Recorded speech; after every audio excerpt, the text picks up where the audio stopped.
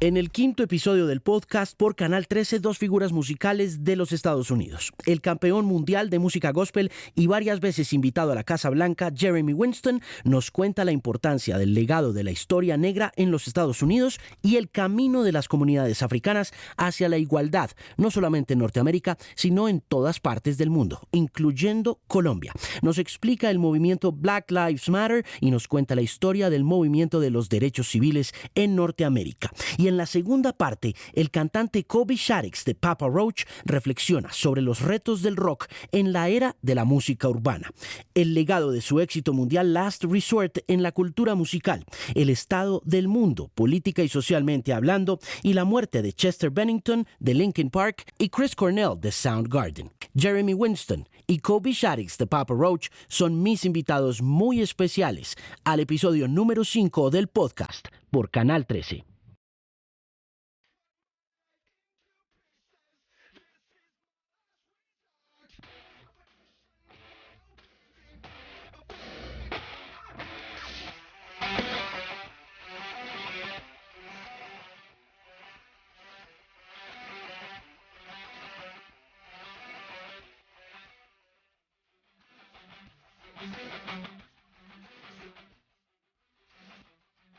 Really happy to have you here once again. Yeah. Great to have you here. Good to be here, man. Yeah. It's good to be here. First time here, man. First time in Medellin, but the second time in Colombia, right? Yeah. Yeah, what was Bogota like? You remember anything about that night? I remember I was really late for the show. I remember I lost my passport trying to get here, so I had to, it was messed up. I came straight from the plane, straight to the stage. The band's like waiting for me going, all right, ready? Oh, wow. But the show was great. The show was awesome, man. The people were fantastic, and the energy was good, and you know, dudes just ripped it. So I had to rise to the occasion and bring the ruckus. What do you know about Medellin that isn't Pablo or Narcos? Not much. It's surrounded by mountains. Yeah. Okay. You know? I do remember coming down yesterday, coming in into the valley. It was just really beautiful. You know. And that I'm not the only blonde person here as well. Okay. You know, there's other blonde people in Medellin as well. That's important. You know, it's all good, you know. How many days have you played in this tour so far? 0. This is the first we one? just come down for this show, and then I thought you guys were in El Paso last week or Mexico. we were there a couple weeks ago, and then we went home, and we've been doing press, setting up for the new record. We got a new album coming out early in January next year, so we've been going. You know, the guys went to New York and played the record for, you know, the gatekeepers out there, and I was in Toronto with Tony, and we was traveling around after this. Actually, me and Tony, the drummer, we're going to fly to Brazil and do some promo for the new album coming out. Right. So it's just we got this offer, and we thought it was a great opportunity to get down to play some rock and roll, you know. Plus, we heard it's like a big deal. This is a 3-day festival put on by the city, by the city. It is. Right? It is. Yeah. So I just thought that was really awesome that, you know, the city was like throwing down for this big ass rock show for the people to just come out and rock out to. I'm like, it's gonna be a party. Yeah, that doesn't really happen in the States, you know. Like you don't get state-sponsored festivals like these, No. you know. Never. No. It's pretty interesting. You got it going on down here, man. We do. What's up? We do. That's why we're here. Listen, let's talk about gatekeeping and the gatekeepers. Who are the gatekeepers nowadays? It's like 25 years plus into your career. What has changed? Oh, man. Everything. You know, we ain't putting out cassettes no more, although that might be kind of cool. But did you guys put out cassettes back in 2000? Oh, yeah. way back, even before. We started the band in 93, Yep. and our first releases were on cassette. Cassette only. Whoa. Yeah, it was our first cassette we put out was called Caca Bonita. I remember that. Yeah. Was that 93 or 95? I thought it was 95. It was like 95, yeah. Okay. Yeah. So when you talk about the gatekeepers, is it a record label you guys are talking to, or are you doing things independently? We're on a I guess independent label, not a major label. But I think what Jacoby's referring to as far as gatekeepers go is like you know, Spotify, Apple Music, Pandora, and then also outlets like WWE, and you know, the History Channel, Yeah. just all these different kind. You know, seriously, like they went and met with like A&E, A&E, yeah. and they have all these different shows that want to use our music. Of course. So we go and get some, you know, FaceTime in a room with these people that are, you know, these are the people that go yay or nay whether they're going to play your music, promote your music, and it's been great, man. We up in Canada, dude, we flew out all the programmers for all the radio stations to Toronto, and we had like 50 fans come in. We did a playback of the record. We talked about the record. We mingled with the fans, shot photos and stuff like that, shot the shit. And then afterwards, we took the program directors to dinner, and you know, we just talked about, you know, music and what the plan was, and they were just really invigorated around what we have coming on our new record. And it's cool to, you know, take a moment and not only, you know, get down with the fans, but then also with the industry people that say yes or no, and they're vibing hard. They were so Cool. stoked. Like it's really cool to have those opportunities and be successful and you know, make some new friends too in the business, because we've been here doing it a long time, and you know, we got a good reputation, so we want to keep it that way. Yeah. Is it scary though that everything is song oriented now? You guys got a kick-ass song on the streaming platforms. It's amazing, and it's a great opener for us who still enjoy albums. But it seems as though kids don't want to or don't hear whole albums anymore. What's your take on that? You being, you know, an album oriented band. Well, I think especially our hardcore fans, they still want to hear albums. They don't want to just do songs. They don't want to, you know, just hear one song and then, you know, maybe 2 months down the road hear one more song. I think they like that whole package. We've talked about eventually possibly doing either just an EP, you know, 5 songs, and then, you know, later on release 5 more songs. We still are sort of feeling that part of it out, but, you know, I still like making records. Yeah. You know, I like having that full concept and the full sort of the full landscape of an album. It really appeals more to me. It's just difficult nowadays trying to figure out what most people are going to want. Yeah, there's definitely a culture around, you know, streaming singles, you know, and it's like, I think it's more prominent in pop and hip hop music. Right. You know, rock fans we're still like, yo, we want the record. You know, it's like, my kids are like, yo, I want to hear that Gucci Gang again. I'm like, who's Gucci Gang? They're like, I don't know, I just like Gucci Gang. And I'm like, oh God. You know what I'm saying? Like, they don't even know the name of the artist. And I'm just going, wow. How many kids do you have? Thank God we play rock and roll. I got like 3.5, 4. How old are they? 4.5. Are they in their teens? I have a 5-year-old, 14-year-old, and a 16-year-old. Wow. And then, you know. They're a lot into hip hop? Metal and hip hop. Okay. And pop all over the place. Yeah, what's your take on what's happened with hip hop? You being a part of this huge connection that rock and rap had in the 2000s, and how that evolved into this massive adoption of the hip hop culture. And what do you think, Jerry? What do you like about the hip hop? What do you feel about it? I mean, the modern hip hop it's difficult for me to get into. Yeah, some of it I'm just like, it seems like they just don't care, which I guess maybe is part of the appeal. But you know, I've seen interviews with some of the guys, and they say, I don't know how I'm this big, like, you know. I don't know what I'm doing. Where am I? Yeah. Yeah, it's like, we'll see how far that gets you. That's kind of crazy, you know. I was in Lollapalooza in July or August. Oh, I was And at Lollapalooza too. Yeah, and it was like, Yeah. I saw this kid, Little Uzi Vert, on the show. Oh, yeah. And I just, you know, I really couldn't get the culture of this, you know, festival crowd, you know, get these kids to jump for 35 seconds and go back to their cell phones like zombies, you know. It was like, am I missing out on something here? Oh, Where's you know the what you music? missed out on? You missed out on coming to see me perform with Keizo over at the EDM stage, dude. It was out of control, dude. I had the opposite experience. This dude Keizo did a remix of our song Last Resort, and so he mixes a lot of like hard rock and metal into his EDM, and so I rolled out with him and did a performance, and the crowd was fucking insane. I was like, holy shit, this is amazing. These kids are off the chain, you know? So I guess it's all perspective, you know what I'm saying? And it's like, I ain't here to drag nobody down. Everybody's out here trying to, you know, make their art and express themselves and you know, go where the music takes them, just like we are trying to do, you know?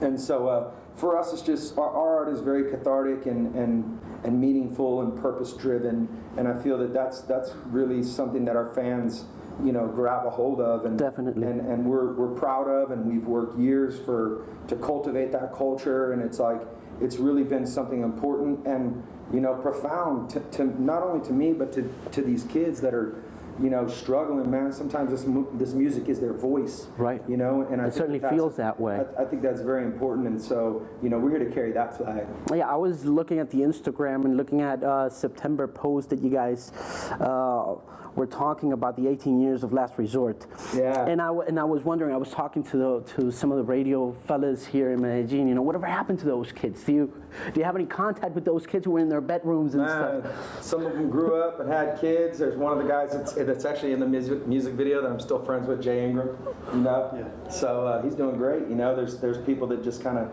carried on with life, and some dudes started their own bands, and some people, you know, I don't know where everybody is and went, but I know where we are. I don't want to be offensive, but what about what people say about hip-hop being the new rock and roll? Be honest and I mean, I think for me it's an interesting time, because it's like, it feels dope to be like, to know that rock has inspired hip hop, you know, because back in the day it was like the rock bands were inspired by hip hop, and now it's the other way. It's like our fashion, the way we dress. It's like all these young cats are like, you know, coming out and they're all tatted up like rock and rollers, and they got ripped jeans, you know what I mean? And it's like, all right, I know where you got it. So, you know, we're the OGs, and that's cool. You know what I'm saying?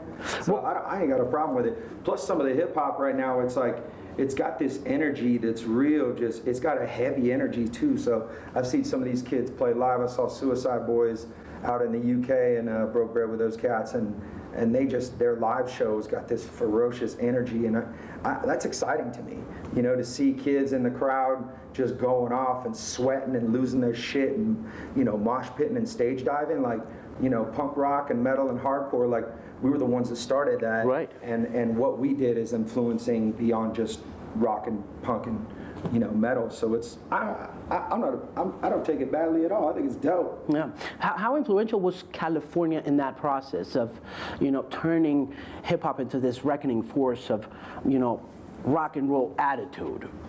I mean, you know, I don't know, but you know, I think competition has a lot to do with it. You know, back in the day we had East Coast and West Coast, so everybody was trying to make the best stuff they could, and then, you know, and then Atlanta came out and just crushed everybody. Yeah. Were you a fan of hip hop back then? Yeah. What were you listening to? What were your influences? Shoot. We mostly listen. I don't know if mostly, but we listened a lot to East Coast stuff. Okay. So Wu-Tang. Big Papa. Notorious B.I.G. and stuff like that. Yeah, Helter Skelter. Tribe Called Quest. Yeah, Redman. But then also Dre and Snoop and so those guys too, and Tupac and those guys. But yeah, the Wu-Tang definitely had a huge influence. They are the Shite Jagger, my little boy, some of that. And he's like, oh, this is awesome. It's my old dirty bastard. Nice. Actually, it was he was just like, this guy's crazy. I'm like, he was the OG of crazy, son. Some Cash rules everything around. Yeah, that's a great record, man. Yeah, Great incredible album. Does it bother you that hip hop took rock and roll's place in popularity? Because I know you guys are an established act, and I see you working hard every year, putting records out, putting albums out, putting songs out.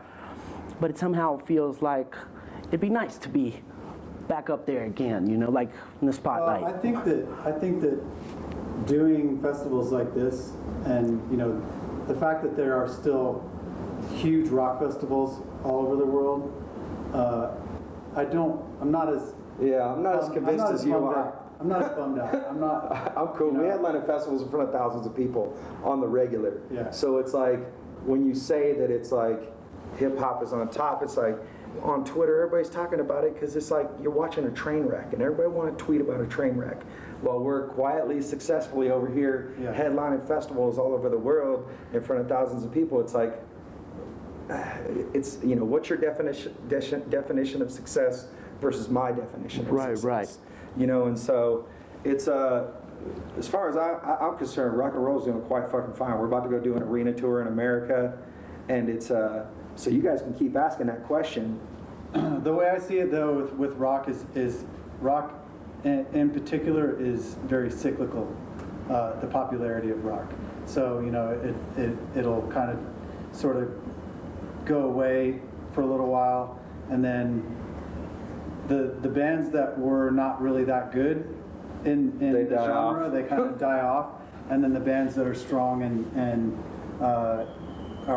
have staying power stick around, and they focus on making their music, and then that becomes popular again. So it's sort of we've seen it happen, you know, countless times. 5 or We've 6 seen times. so many like cycles of rock bands come and go, and we're like, all right, cool, that's cool. That came and went, and this, like, how many young hip hop kids are gonna come and go, and we still gonna be here? Yeah. You know. It takes a lot of hard work. Yep. It takes a lot of touring. Yep. You know, it takes a lot of, you know, going out there and, you know. Passion. Yeah. Good songs, kick-ass rock show. And I guess it takes a lot of willpower and strength to stay on the right path, you know. Oh yeah. You know? I've been on the wrong path many times. It's like right next to the right path. Yeah, It's always over there. I'm like, well, there's the wrong path. That kind of looks fun, but I'll be over here. How do you make it? How do you achieve it? I mean, kids nowadays. I can't tell you my secrets, man.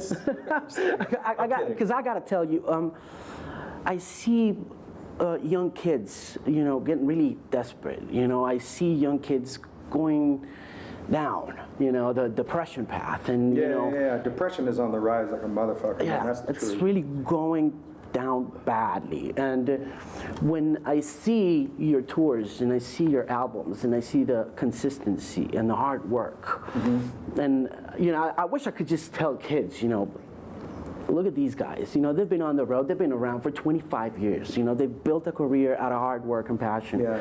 But how do you deal with that? You know, the pressure of the road, the airplanes, the gigs, you know, all that stuff. Because so many others have just crashed. You know, you got Chris Cornell is gone. Yeah, you know, so sad. Chester is gone. You know. Yeah, that's incredibly sad. Those two cats, man. I look forward to really try to focus on the things that I love, you know, that are most important to me. My spirituality, this rock and roll music, the relationship with my brothers out here on the road. We're family, you know what I mean?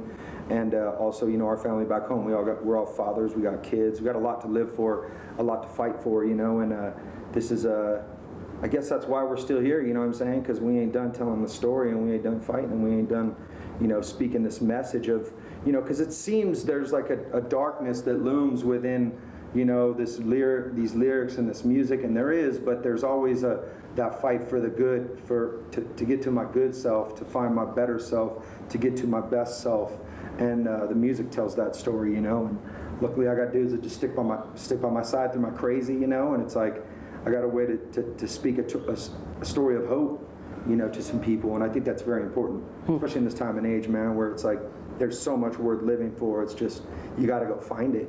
You know? What scares you the most as parents about what's going on in the world nowadays? You know, when you sit in front of the TV or Twitter or whatever media you guys are consuming right now, what's your biggest fear? I'm scared.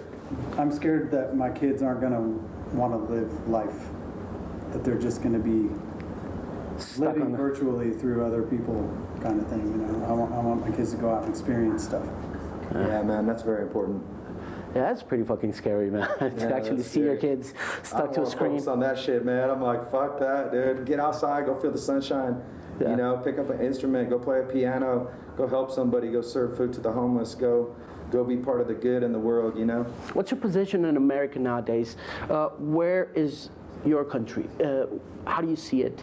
And what do you want from it in the years to come? Well, How do I see it?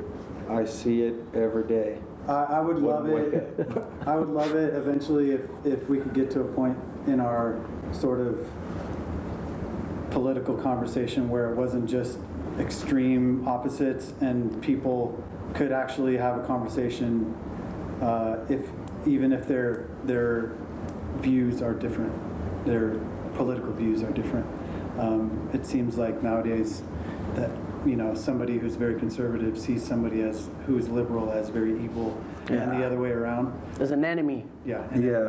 I'm like, fuck, man. It didn't used to be that way in our country, so I'd like to see that happen. I'm married to somebody that I disagree with on a fucking regular basis, and I love her. You know what I'm saying? So it's like if you just could apply like normal everyday relationship shit to each other, I think we could be in a better place. Yeah, it's definitely a bit of a shit show right now, and everybody's watching. But it's cool because we're on the good side, man. We play rock and roll music. How long have you been married? 21 years. Okay. Yeah. Okay. I'm there. 19 That's a years. lot. Yeah. Oh, really? 19 years. Yeah. Nice. Almost there, man. Yeah, you're ready to fucking quit, huh? You're like, I'm out. Just kidding. How do you put up with it? How do I do it? Well, there was a while I didn't. How does she put up with I it? was like, fuck you. I fucking hate you. She's like, I hate you too. And then I'm like, oh, I love you. And it just. It fixes a lot of things, man. Yeah, I bet it does. Dude, Yeah. it fixes a lot of things. Yeah. How does she put up with the gigs and stuff and, being away? Does she travel with you? Yeah, she comes out on the regular, man.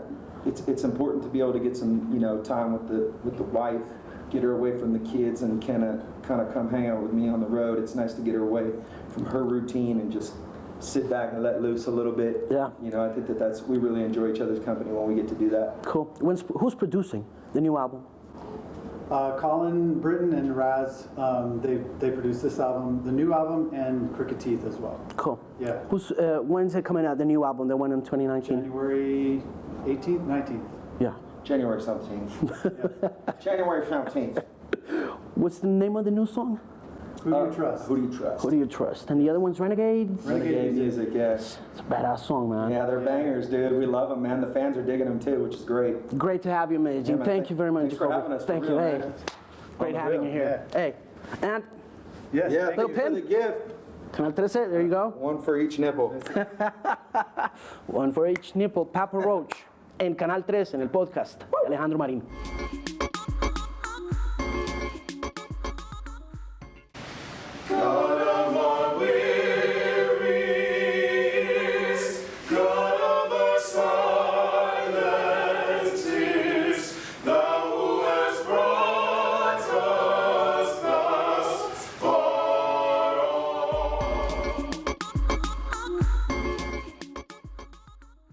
So it's good to have you in Bogota. Yo, it's great to be here. Great meeting you too. I mean, was reading the resume and it's like there's a whole bunch of stuff that I don't know where to begin. Well, you read it from the right source then. I guess I would have to start with the whole Ray Charles connection. Oh, wow, that goes back. Yeah, okay. Well, for 9 years, I started my professional career off in higher education as a chair of a $2 million endowment given to Wilberforce University, which is the oldest privately owned African-American college in the United States. Ray Charles had a passion for education of African Americans, and when he gave that, we met with him, and he said, I may not have sight, but I have vision. And he was really excited about supporting the university. And so I was hired at 24 years old. I just finished a master's, was living in DC in the East Coast, very busy, exciting area, and I got called to the cornfields in the middle of Ohio to be chair of this endowment at Wilberforce University, which was a great honor. And that started my career as an educator and really gave me opportunity to meet so many outstanding musicians that, with a lot of other opportunities, a lot of other connections led me here. And I had a great opportunity to get familiar with Ray Charles and his foundation and his community right before he passed. It was actually just months before he passed. Yeah. So everything you've done around music, has to do with education, but you're a professional musician as well. Education is kind of in my bones. I mean, even when we come to concerts, I love to talk about the history of music and why we do what we do. But I did start in terms of my profession. I started my career as a college professor, and I've been so for approximately 15 years now. I'm currently director of choral music at Central State University, and I do traveling with them as well. But we are here now as I have my own professional ensemble, which brings us to Bogota, the Jeremy Winston Chorale, and we continue to travel and present great music. Now, before we get into the chorale and the chorale's history, I'd like to know what the state of African American education and higher education is right now. Where are you guys after being through so much? Well, I'll tell you what. So we have HBCUs, which stands for Historically Black Colleges and Universities. We have approximately between 105 and 107. The White House Initiative on HBCUs has a number of 107. It's really kind of around 105 of them.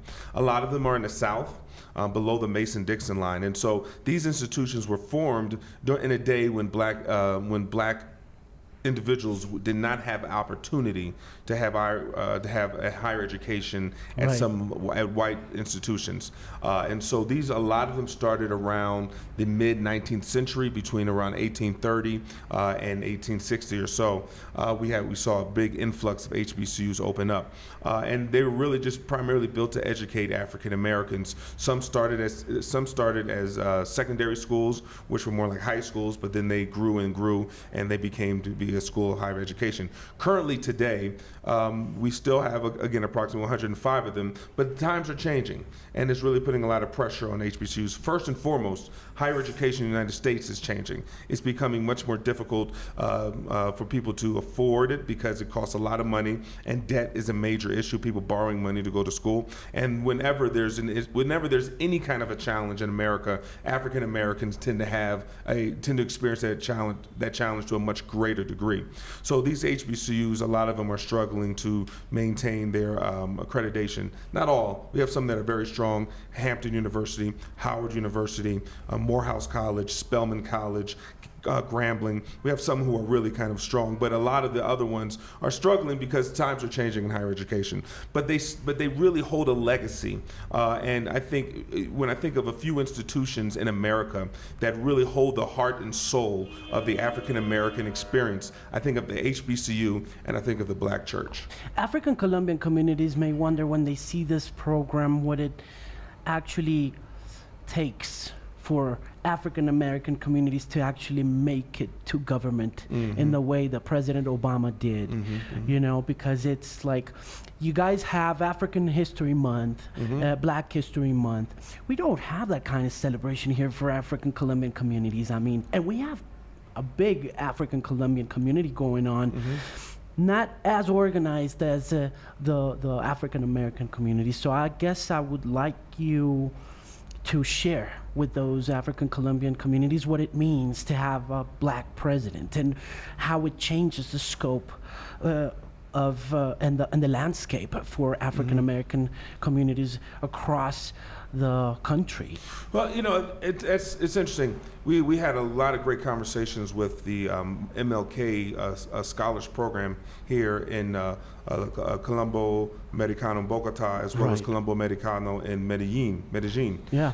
And we had a great time to share the different experiences that they have as Afro-Colombians, and seeing that there are a lot of similarities as Afro-Americans. What are the similarities that you can tell? What are those parallels? Well, I mean, some of the immediate parallel is that a lot of them expressed that they've been through situations where they felt that because of the color of their skin, that they were either not accepted, they were not as pretty or beautiful or attractive, or that they were likely assumed to be a bad apple or someone who would cause a distraction or be problematic. And as an African American growing up, even in America, being in both Black communities and white communities, non-Black communities, I found myself as a Black man, people will assume, oh, that you must not be doing that much with your life. People are often surprised when they hear all the things that I've done, that I'm a professor, that I'm working on a PhD, that I've sung for the president, that I've been around the world so many times,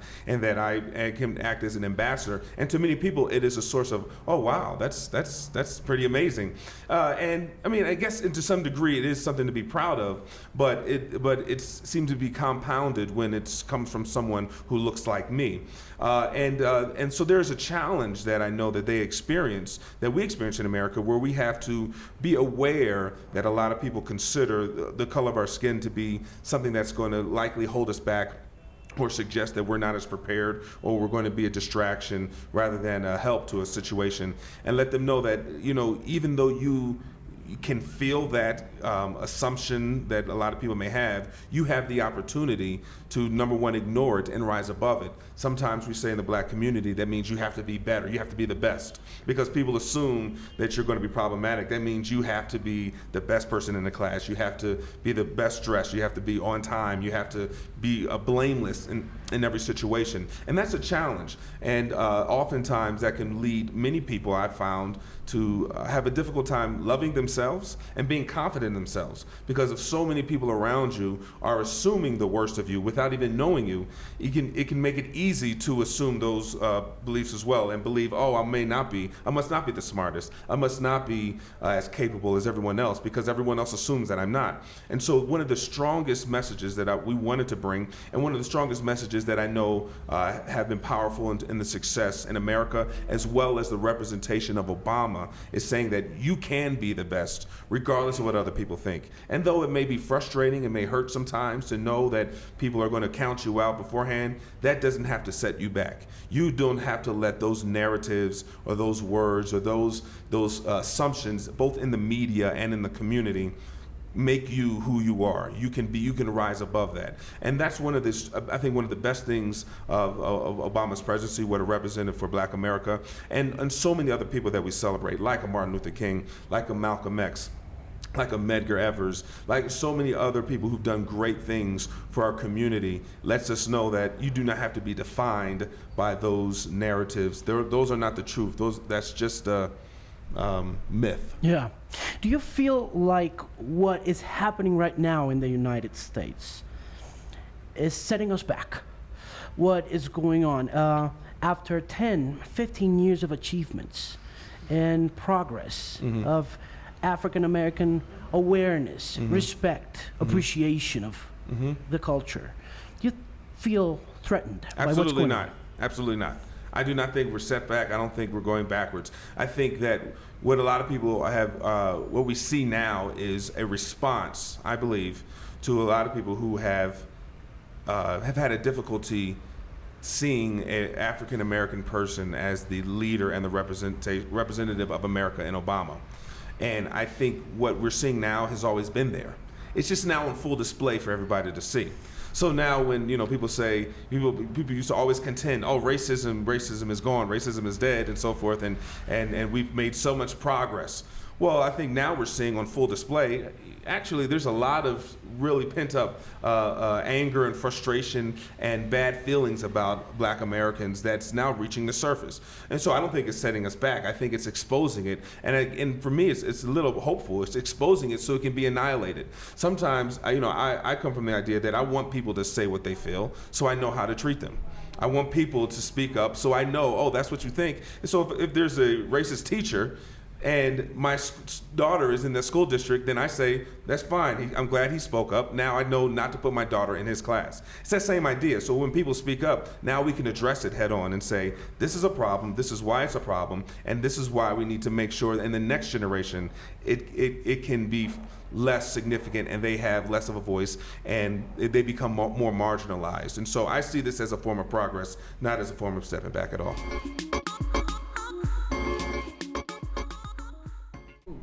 From an educational perspective, what is music bringing to the table in terms of making things better? I think music, well, it depends on what the person who's listening to music is willing to learn. So for instance, what we bring to the table, we celebrate the tradition of African American music in many different forms. Not just that. So if you come to a concert with us throughout the year, you'll hear us sing Rachmaninoff, Beethoven, Mozart, Haydn. You'll hear us sing it all. But we also reserve a special time in our programs to celebrate the traditions of African American music that goes back to the slave songs, work songs, and going through blues and jazz and the spirituals. And one thing that I always love to say is that when we think of American music, when we have an idea of what music has America provided to the world in this landscape, all of it has its roots in some level in the spiritual, in the gospel, and the blues. I don't care if it's rock and roll. I don't care if it's jazz or soul.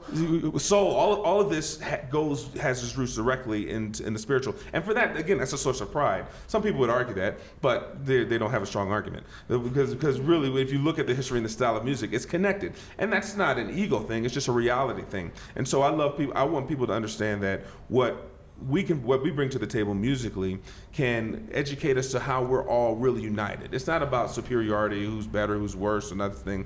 It's how we're all connected, and that this music over here is actually connected to that music in this way, and it's connected to this music here. And it's a way to share and become more of a community, because we're more alike than we're different. So you could say the church is the beginning of it all? I would say it's before the church. I'd say it's before the church. It goes to really the shores of West Africa, right? But then through the slave trade, West Africa brought their traditions of music, but then it was combined with their European style of teaching of music, right? And so where their slave masters would teach them a hymn, they would take that hymn and then they would sing it with the rhythms and the traditions of their music. And then now we have this kind of strong combination of styles of music. And sometimes it was church, but other times it was just them singing in celebration. We talk about during our concerts when we sing spirituals, oftentimes the spirituals were used by the slaves to tell each other that they want to go to freedom.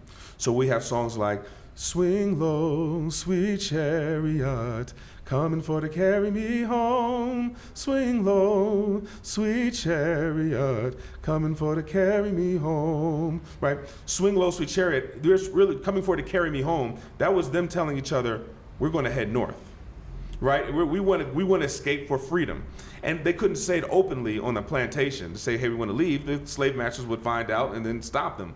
But if they coded it in song about going somewhere, coming for to carry me home, then it was a message they were saying that we're all going to now band together and go to freedom. That wasn't about church.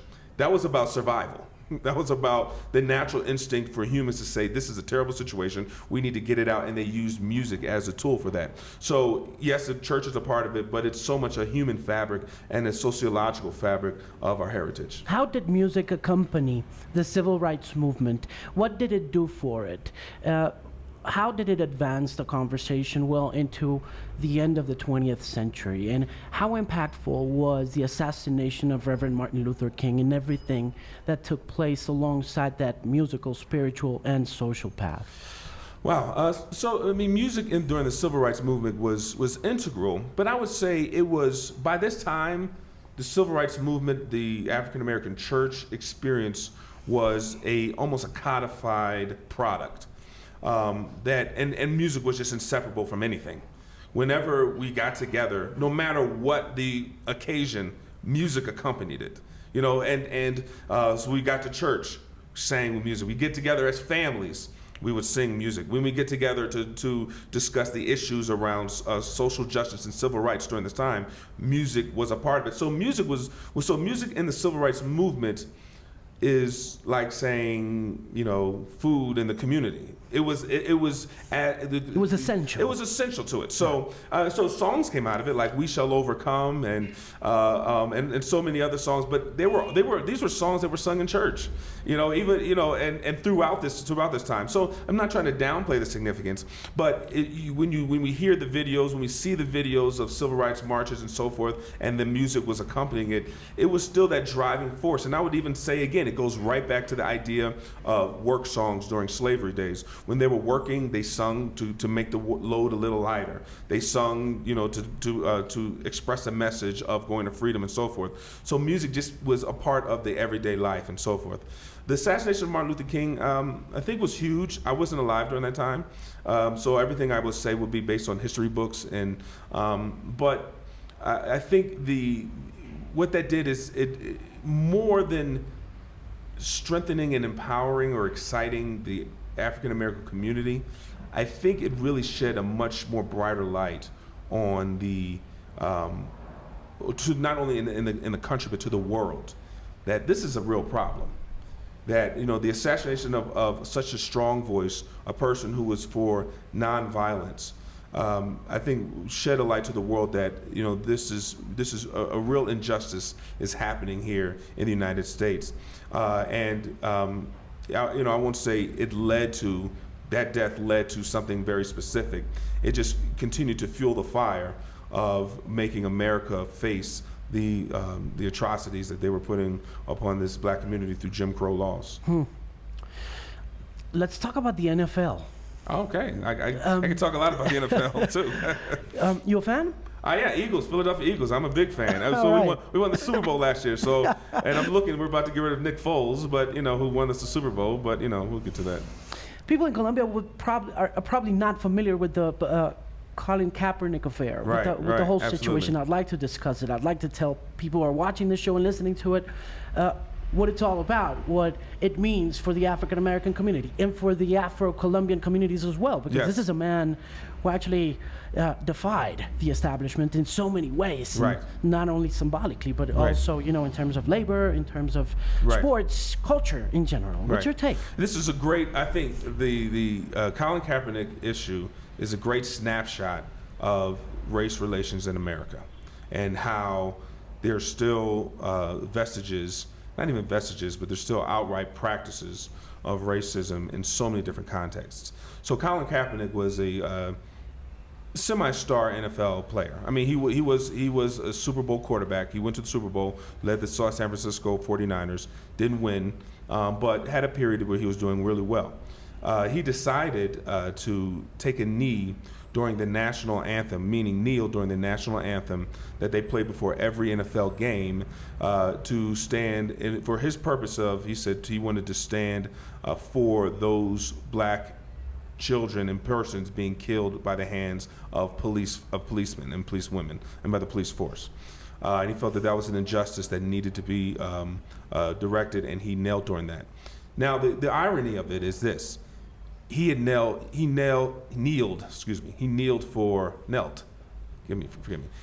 many national anthems prior.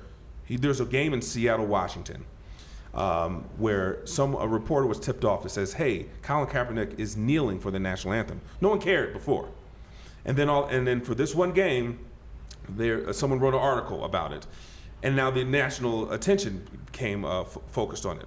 And because the national attention became focused on it, now again rises this idea where so many people in the nation don't want to confront that there are issues in the country, and so many people felt this is sports. I don't want these political issues in my sports at all. I just want to watch football and live my life. Right. Well, he was standing for something that so many of us have to deal with and without sports. And there became a major split over this issue. NFL ratings dropped because more players started to take a knee to support Colin Kaepernick.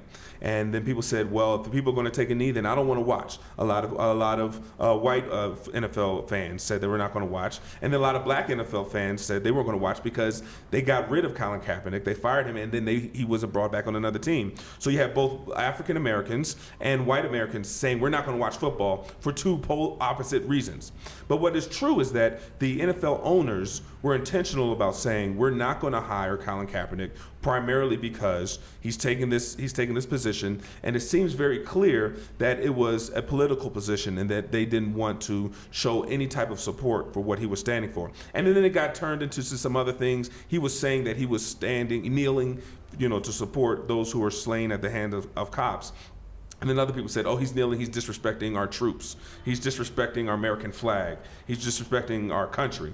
and that wasn't his intent. He wanted to bring attention to this injustice, and unfortunately, when the media, I'm trying to narrow this down as quickly as I can, but when the media grabs hold of things, then they create their own brand new narrative, and it gets lost from what the real issue is.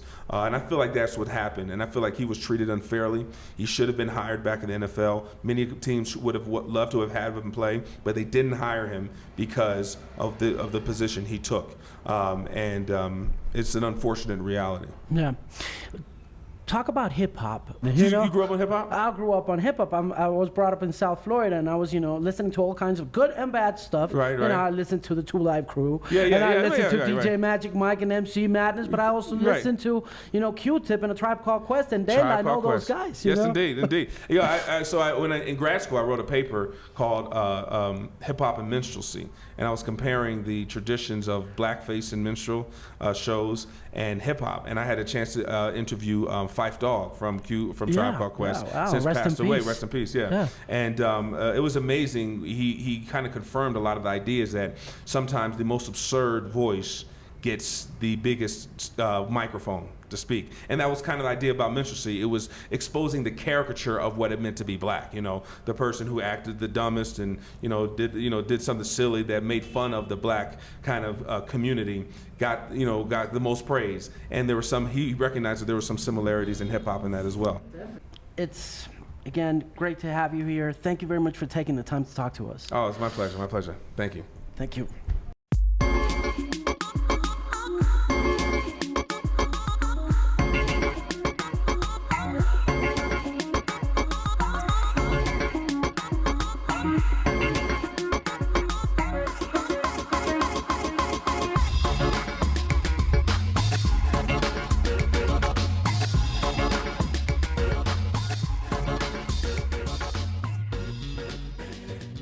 Este programa fue financiado a través de los recursos del Fondo para el Desarrollo de la Televisión y los Contenidos de la Autoridad Nacional de Televisión.